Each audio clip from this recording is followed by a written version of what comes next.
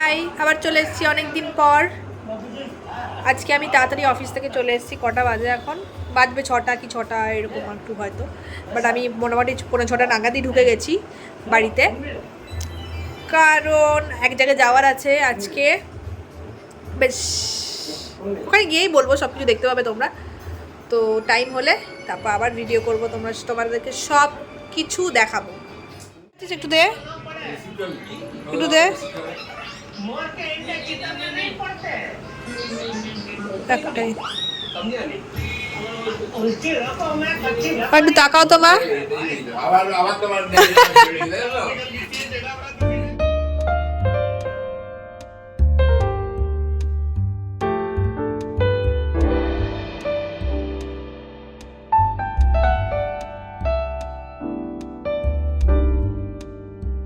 তো চলো, হঠাৎ করে আমি আমার রান্নাঘরের এই দোকানটা কেন আমি ছবি দিয়ে দিলাম বা ভিডিও দিলাম। তো এই ঋতব্রত আর অহনা, ঋতব্রতর মা একজন যে আছেন, উনি ওনার মা বাবা মিলে দোকানটা খুলেছেন। তারপর দেখো রান্নাঘরের, আমার রান্নাঘর বলে নামটা, এখানে কি কি আছে সব কিছু আমি ডেসক্রিপশনে দিয়ে দেবো, প্লাস আমি ছবিও দিয়ে দেবো। কোনো ব্যাপার না, এত কমে এত ভালো টেস্টি খাবার আমি মনে প্রথম খেলাম, এবং প্রথম কিছু নতুন নতুন আইটেম আমি ট্রাই করলাম। তোমরা দেখতে পাবে আমি কী কী ট্রাই করলাম। তো ওখানে সেদিনকে ওপেনিং ছিল, তো আমাদের প্রথমেই আমাদের দিয়ে দিয়েছিলো একটা ফিশ ফ্রাই, যেটা ভেটকি মাছের ফিশ ফ্রাই, যেটা বলার কিছু নেই। আর তার সাথে মেয়োনিজ, প্রপার মেয়োনিজ না, এটা একটু অন্যরকম মেয়োনিজের ব্যাপারটা, মানে একটু ইয়োলিজ ব্যাপার আছে। আর দেখো জাস্ট দুর্দান্ত খেতে ছিল, আমার কিছু বলার নেই এখানে। তোমরা আমি বলবো হয়তো কি তোমরা যাও। আর দেখো এই আমার রান্নাঘর জায়গাটা আমি কোথায় বলি, এটা হচ্ছে দক্ষিণেশ্বরে দীপশিকা ক্লাব, ওখানেই সামনে একদম। তো দেখো ওর পাশাপাশি ছোটো ছোটো অনেক দোকান আছে, প্লাস এদিকে একটা গুমটি আছে। তো এটা বাদিকে রাস্তার দিকে চলে গেলে এদিকে বেরিয়ে যাবে ডানলপের দিকে, তা ওদিকে ভেতর ঢুকে গেলে ভেতরে চলে যাবে, রথতলা চলে যাবে। তো এইখানে হচ্ছে আমার রান্নাঘরের দোকানটা করেছে ঋতব্রত মা বাবা। তো তোমরা দক্ষিণেশ্বরে এলেই টোটোওয়ালাকে বললে দীপশিকা ক্লাবের সামনে যাব, তো ওখানে নামলেই আমার রান্নাঘরে তোমরা দোকানটা দেখতে পাবে। তো কোনো অসুবিধা হবে না, পাশে একটা গুমটি আছে দেখো বাঁ দিকে। আর আমি তার ঠিক অপোজিটে দাঁড়িয়ে আছি, ঠিক আমার পেছনেই একটা পার্লার আছে, পার্লারটার নাম সম্ভবত শোভাশ্রী, কেন ওটার ব্যানারটা হয়ে গেছিলো। আর এখানে দেখো আমি দেখাচ্ছি, এই যে পেছন দিকে আমার রান্নাঘর। তারপর একটা নতুন ডিশ ট্রাই করলাম, এটার নাম হচ্ছে মাটন প্যান্থারাস।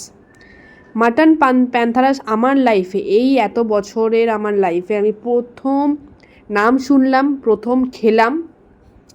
এটা হয়তো আগেও অনেকে খেয়ে থেকেছে হয়তো, বাট আমি প্রথমবার খেলাম। আর ভেতরে পুরো মাটনের পুরে ভরা ছিল, জাস্ট অসাধারণ টেস্ট। দেখো ওর হাসি দেখলেই বুঝতে পারছো। তারপর আমি খেয়ে দেখছিলাম, মানে এটা যেহেতু আমার লাইফে প্রথমবার, তো আমি খেয়ে দেখছিলাম। আর খুব গরম গরম ছিল, মানে প্রথমবার মুখে জাস্ট মানে কামড়ানোর আগেই একটা আলাদা গন্ধ, একটা স্মেল মাটনের, এত সুন্দর।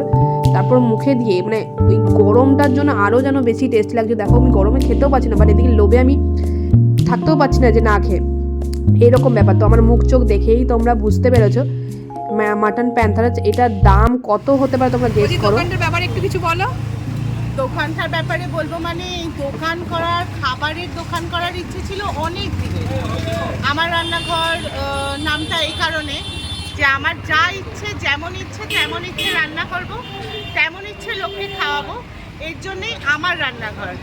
আমার রান্নাঘরে যারা আসবে তারা আমার ইচ্ছে মতো, আমার মতো করে খাবে, এই জন্যে আমার রান্নাঘর। আর এত কম দামে খাবার রাখার, কম দামে খাবার রাখার মানে আসলে মনে হয় যে প্রত্যেকটা মানুষই যদি একটু কাস্টমাইজ করে দেওয়া যায়, তাহলে সবাই যদি রিচ করতে পারে, সবাই খেতে পারে, আমার খাবারটা সব জায়গায় পৌঁছায়, সেটা ভালো লাগবে। মানে মাটন প্যান্থারাসটা এত কম দামে কি করে সম্ভব? মাত্র 50 টাকা। হ্যাঁ, আসলে মাটন প্যান্থারাস সম্বন্ধে একটু বলি। আসলে মাটন প্যান্থারাস আমি যবে কলকাতা যেতে শিখেছি, নিজে হাঁটতে শিখেছি, তবে থেকে মাটন প্যান্থারাস মানে বড়ুয়ায় গিয়ে মাটন প্যান্থারাস যবে খেতে শিখেছি, ওই মাটন প্যান্থারাস বড়ুয়ারই নিজস্ব আইটেম। সারা কলকাতায় দুটো জায়গায় পাওয়া যায়, একটা হচ্ছে বড়ুয়া আর একটা হচ্ছে নাহমস।